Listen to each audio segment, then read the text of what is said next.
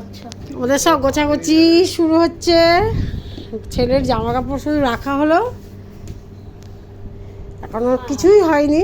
ছেলের জামা কাপড়গুলো সব রাখলাম ঠিকঠাক করে, একটা কাপড় দিয়ে দিলাম যাতে সুটকেসটা পরিষ্কারই, তবুও নতুন সুটকেস এখনও ব্যবহার করিনি, তো তবু একটা নিচে কাপড় দিয়ে দিলাম, কারণ হালকা জামা তো।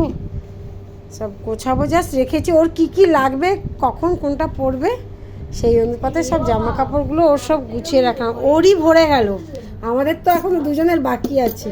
এখনও ছেলের যাবে, এখনও পাঞ্জাবি ধুতি প্যান্ট সবই ঢুকবে। তো যাই হোক, আমাদের গোছাগুছি স্টার্ট হলো। এই যে আমারগুলো এখনও এখানে ছড়াছড়ি, হ্যাঁ এখনও কিছু হয়নি, চুড়িদারটা ঢোকাবো। চলো তোমাদের সঙ্গে আবার পরে কথা হবে, গোছাগুছি করি, পরে সব জানাবো।